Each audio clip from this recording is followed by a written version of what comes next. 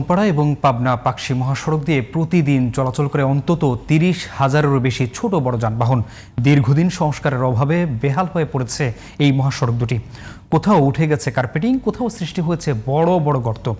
এতে প্রতিদিনই ঘটছে ছোট বড় দুর্ঘটনা। ঈশ্বরদীর প্রতিনিধি রাসেল আলীর পাঠানোর রিপোর্ট জানাচ্ছেন ফারিয়া হাফিজ নিঝুম। কেসারেন শেকড় থেকে শিখরে।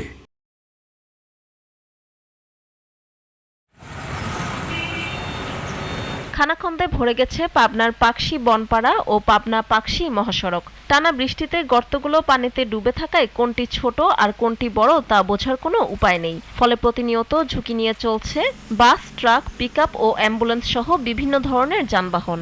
রাস্তার যে পরিস্থিতি, আমরা কামাই করে ৩00-৪০০ টাকা, গাড়ির সাথেই চল যায়, তাহলে আমার সংসারে চলবো কেমন করে? সরকারের কাছে আমাদের আবেদন, এই রাস্তাটা সাইডে দিক। আমরা খুব কষ্ট করে গাড়ি চালাই, হাই রোড, পাতি ভেঙে যায়, এক্সেল ভেঙে যায়। এই সড়কের খুব অবস্থা খারাপ, তাড়াতাড়ি যেন এই সড়কটা সারা হয়। দীর্ঘদিন সংস্কার না হওয়ায় মহাসড়ক দুটির বিভিন্ন স্থানে উঠে গেছে কার্পেটিং, সৃষ্টি হয়েছে বড় বড় গর্ত। স্থানীয়দের দাবি, ২০১৯ সালে পুনর্নির্মাণের পর থেকেই দ্রুত ক্ষতিগ্রস্ত হতে থাকে সড়ক দুটি। এতে প্রায় ঘটছে দুর্ঘটনা, ক্ষতিগ্রস্ত হচ্ছে যানবাহন। একদিন কাল ২ দিন এই ধরনের মনে করেন ইট, পাথর, খোয়া এগুলা দিয়ে দিয়ে চলে যায়। ২ দিন পর আবার যা তাই হয়ে যায়। সারাদিনে হাজার হাজার গাড়ি চলে, মনে করেন বড় গাড়ি, ছোট গাড়ি, খুব গাড়ি নষ্ট হচ্ছে। রাস্তা খুব তাড়াতাড়ি সারলে পারে ভালো হয়। পাবনা সড়ক বিভাগ জানায়, পাবনা পাকশী মহাসড়কের ক্ষতিগ্রস্ত অংশের সংস্কার কাজ শুরু হয়েছে। বর্ষা মৌসুম শেষ হলে স্থায়ীভাবে সড়ক সংস্কারের কাজ শুরু করা হবে।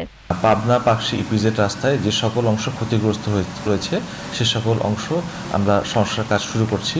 বর্তমানে বর্ষাকাল চলমান রয়েছে, বর্ষাকাল শেষ হওয়া মাত্রই স্থায়ীভাবে সড়ক সংস্কার শুরু হবে। দুর্ঘটনা ও জনদুর্ভোগ কমাতে মহাসড়ক দুটির দ্রুত সংস্কারের দাবি জানিয়েছেন স্থানীয়রা। ফারিয়া হাফিজ নিঝুম, জিটিভি নিউজ।